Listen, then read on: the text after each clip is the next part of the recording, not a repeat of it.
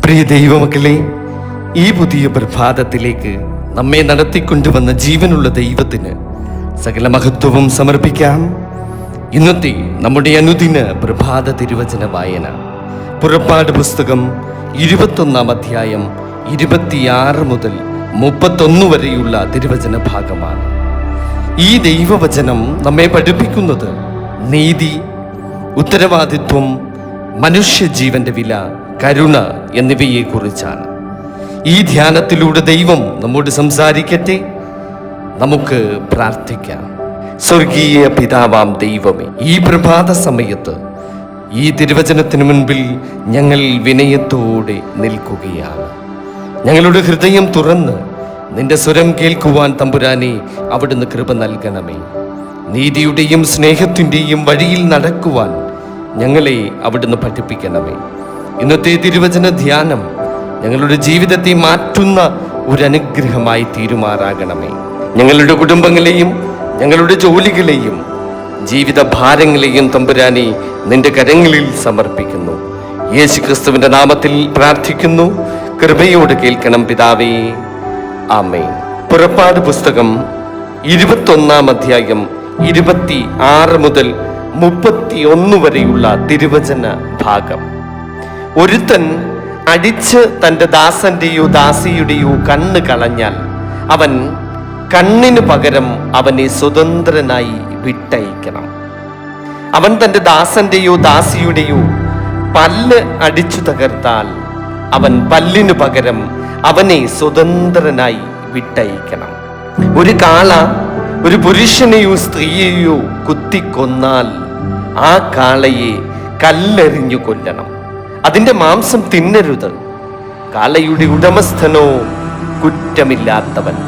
എന്നാൽ ആ കാള മുമ്പേ തന്നെ കുത്തുന്നതായും ഉടമസ്ഥൻ അതറിഞ്ഞുമിരിക്കെ അവൻ അതിനെ സൂക്ഷിക്കായ്ക കൊണ്ട് അതൊരു പുരുഷനെയോ സ്ത്രീയെയോ കൊന്നുകളഞ്ഞാൽ ആ കാളയെ കല്ലെറിഞ്ഞു കൊല്ലണം. അതിൻ്റെ ഉടമസ്ഥനും മരണശിക്ഷയെ അനുഭവിക്കണം. ഉദ്ധാരണദ്രവ്യം അവന്റെ മേൽ ചുമത്തിയാൽ തൻ്റെ ജീവന്റെ വീണ്ടെടുപ്പിനായി തൻ്റെ മേൽ ചുമത്തിയതൊക്കെയും അവൻ കൊടുക്കണം. അതൊരു ബാലനെ കുത്തിയാലും ഒരു ബാലയെ കുത്തിയാലും ഈ ന്യായപ്രകാരം അവനോട് ചെയ്യണം. കാള ഒരു ദാസനെയോ ദാസിയെയോ കുത്തിയാൽ അവൻ അവരുടെ ഉടമസ്ഥന് 30 ശേഖൽ വെള്ളി കൊടുക്കണം. കാളയെ കൊന്നുകളയുകയും വേണം. ആമേൻ, ഹല്ലേലൂയ. പ്രിയ ദൈവമക്കളെ, ഇന്നത്തെ ഈ തിരുവചന ഭാഗം നമ്മെ വളരെ ഗൗരവമുള്ള ഒരു ആത്മീയ സത്യത്തിലേക്കാണ് നയിക്കുന്നത്. ദൈവം മനുഷ്യജീവനെ വളരെ വിലപ്പെട്ട ഒന്നായിട്ടാണ് കാണുന്നത്. ഈ വചനങ്ങളിൽ ദൈവം പഠിപ്പിക്കുന്നത് മറ്റൊരാളുടെ ശരീരത്തിനും ജീവിതത്തിനും നാമും ഉത്തരവാദികളാണ് എന്നുള്ളതാണ്. ഒരു ദാസന്റെ കണ്ണിനോ പല്ലിനോ ഹാനി സംഭവിച്ചാൽ അവനെ സ്വതന്ത്രനാക്കണമെന്ന് ദൈവം ഈ വചനത്തിലൂടെ കൽപ്പിക്കുകയാണ്. ഇത് മനുഷ്യനെ ഒരു സാധനമായിട്ടല്ല, മറിച്ച് ബഹുമാനിക്കപ്പെടേണ്ട ഒരു വ്യക്തിയായി കാണുന്ന ദൈവഹൃദയത്തെ വെളിപ്പെടുത്തുന്ന ഒരു വചനഭാഗമാണ്. അതുപോലെ കാളയാൽ മനുഷ്യന് അപകടം സംഭവിക്കുന്ന സാഹചര്യത്തിലും ഉടമയുടെ ഉത്തരവാദിത്വത്തെക്കുറിച്ച് ദൈവം ഈ വചനത്തിലൂടെ സംസാരിക്കുകയാണ്. ഇത് നമ്മെ പഠിപ്പിക്കുന്നത് നമ്മുടെ അനാസ്ഥ ഒരിക്കലും മറ്റൊരാളുടെ വേദനയ്ക്ക് കാരണമാകരുത് എന്നുള്ളതാണ്. ഇന്നത്തെ ലോകത്തും ഈ സന്ദേശം വളരെ പ്രസക്തമാണ്. നമ്മുടെ വാക്കുകൾ, നമ്മുടെ പ്രവൃത്തികൾ, നമ്മുടെ കോപം, നമ്മുടെ അവഗണന ഇവ മറ്റൊരാളെ മുറിപ്പെടുത്തുന്നുണ്ടോ എന്ന് നാം പരിശോധിക്കേണ്ടുന്ന ഒരു സമയമാണ്. ദൈവം നീതിയുടെ ദൈവമാണ്, പക്ഷേ അതോടൊപ്പം തന്നെ കരുണയുടെയും ദൈവമാകുന്നു.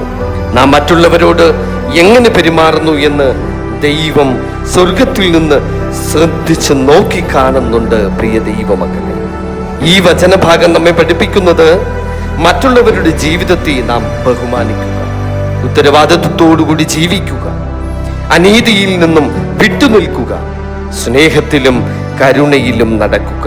നമ്മുടെ പ്രവൃത്തികൾക്ക് നാം ഉത്തരവാദികളാണ്. പ്രിയ ദൈവമക്കളെ, നമ്മുടെ ജീവിതം കൊണ്ട് നാം ഒരിക്കലും ആരെയും മുറിവേൽപ്പിക്കാതിരിക്കുക. നമ്മുടെ കുടുംബത്തിനും സമൂഹത്തിനും ജോലി സ്ഥലത്തിലും ദൈവത്തിന്റെ നീതിയും സ്നേഹവും പ്രകടമാകുന്ന നല്ല വ്യക്തിത്വത്തിന്റെ ഉടമകളായി നാം മാറുക. പ്രിയ ദൈവമക്കളെ, നമുക്ക് നമ്മുടെ കണ്ണുകൾ അടച്ച് പ്രാർത്ഥിക്കാം. കരുണാമയനായ ദൈവമേ, ഇന്നത്തെ ഈ തിരുവചനത്തിലൂടെ നീ ഞങ്ങളെ പഠിപ്പിച്ച ആ വലിയ സത്യങ്ങൾക്കായി ഞങ്ങൾ നിന്നോട് നന്ദി പറയുന്നു. മറ്റുള്ളവരെ ബഹുമാനിക്കുവാനും സ്നേഹിക്കുവാനും ഉത്തരവാദിത്വത്തോടുകൂടി ജീവിക്കുവാനും തമ്പുരാനെ ഞങ്ങളെ അവിടുന്ന് സഹായിക്കണമേ. ഞങ്ങളുടെ വാക്കുകൾ കൊണ്ടും പ്രവൃത്തികൾ കൊണ്ടും ആരെയും തമ്പുരാനെ വേദനിപ്പിക്കുവാൻ ഞങ്ങൾക്കിടയാക്കരുതേ. ഞങ്ങളുടെ ഹൃദയത്തിലെ കോപവും അഹങ്കാരവും അനാസ്ഥയും നീക്കിക്കളയണമേ. നീതിയുടെയും കരുണയുടെയും വഴികളിൽ നടക്കുവാൻ ഞങ്ങളെ ശക്തരാക്കണമേ. ഇന്ന് ജോലിക്കായി പോകുന്നവരെയും രോഗികളെയും ദുഃഖിതരെയും സാമ്പത്തിക ബുദ്ധിമുട്ടുകൾ അനുഭവിക്കുന്നവരെയും തമ്പുരാനെ പ്രത്യേകം തിരുസന്നിധിയിലേക്ക് സമർപ്പിച്ച് പ്രാർത്ഥിക്കുന്നു. ഞങ്ങളുടെ വീടുകളിൽ സമാധാനവും അനുഗ്രഹവും നിറയട്ടെ. ദൈവഹിതത്തിൽ ജീവിക്കുവാൻ ഞങ്ങളെ എല്ലാവരെയും തമ്പുരാനെ അവിടുന്ന് സഹായിക്കണമേ. യേശു ക്രിസ്തുവിന്റെ നാമത്തിൽ അപേക്ഷിക്കുന്നു. കൃപയോടെ കേൾക്കണം പിതാവേ. ആമേൻ.